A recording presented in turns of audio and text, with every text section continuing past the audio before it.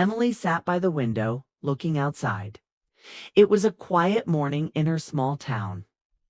Birds were singing and the sun was shining, but Emily did not feel happy. Today was the day she would move to the big city for university. She was excited, but also nervous. Her mother came into the room. "Okay, are you ready, Emily?" she asked with a warm smile. Emily nodded slowly. "I think so, Mom, but I'm scared. What if I don't make friends? What if I can't keep up with my studies?" Her mom sat next to her and held her hand. "You are smart and kind. You will be fine. Be yourself. And remember, it's okay to ask for help." Emily smiled. "Thanks, Mom." They packed the last of her bags into the car. Her father helped carry them. The drive to the city took 3 hours. Emily looked out the window most of the time, thinking about what her new life would be like. When they arrived at the university, everything looked big and busy. Students were walking everywhere, laughing and talking. Some parents were also helping their children move in. Emily's room was on the 3rd floor of a large dorm building. Her roommate, Sophie, was already there. She had short brown hair and a big smile. "Hi, you must be Emily.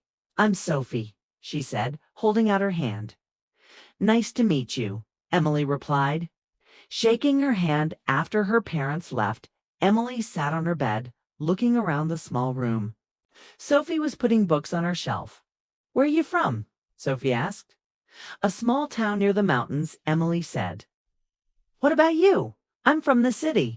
I've lived here all my life," Sophie said proudly. That night, Emily couldn't sleep well. Everything was new. The bed felt different. Sounds outside were loud. She missed her home.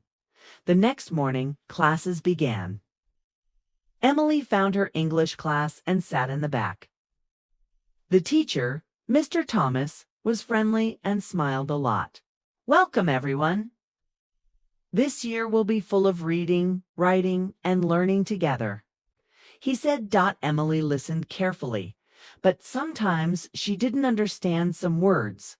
She wrote them down in her notebook to check later. At lunch, she sat alone at first. Then Sophie saw her and came over. "Come sit with us," Sophie said. Emily followed her to a table with 3 other students. They talked about their classes, teachers, and favorite food. Emily smiled and even laughed a little. As the weeks passed, Emily worked hard. She read every night, took notes in class, and studied for her exams. Some days were difficult.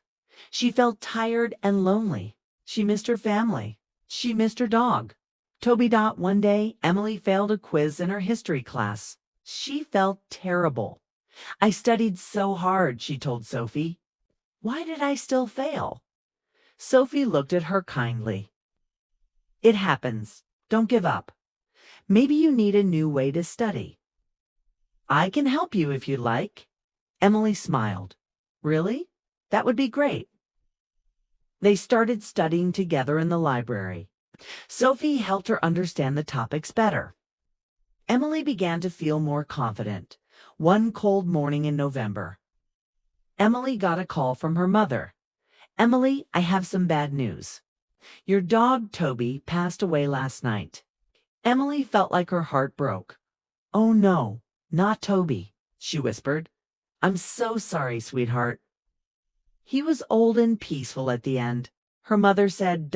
Emily cried in her room that night. Sophie sat with her and gave her a tissue. "I know how it feels," Sophie said. "I lost my cat last year. It hurts, but it gets better." With time, Emily felt a little stronger each day. She kept going to class, reading, and working. By December, things were different. Emily had new friends. She liked her teachers. She even joined a book club on campus. One day, her teacher, Mr. Thomas, called her after class. "Emily, I wanted to tell you something," he said. "Your last essay was excellent. I can see your hard work. Keep it up. Emily's face lit up. "Thank you, sir. That means a lot." Final exams were coming. Everyone was busy and a little stressed. Emily studied with her group, took breaks, and ate healthy food. Finally, the exams were over. The students cheered and hugged each other. Winter break had arrived. Emily went home for the holidays. Her family was waiting at the door. Her mom hugged her tightly. Her dad smiled. "How was your first semester?" Her mom asked. "It was hard, but good," Emily said. "I learned a lot. About books, about people, and about myself." Care Mom nodded. "We are proud of you." At night, Emily looked at the stars from her window. She missed Toby, but she knew he had lived a good life. She thought about Sophie and her new friends. The big city was no longer so scary. It was becoming her new home. When she returned to university in January, she was ready. She felt stronger, braver, and more hopeful. Emily still had challenges ahead. But now she believed in herself. She knew she could do hard things. She had started a new chapter, and she was ready to keep going.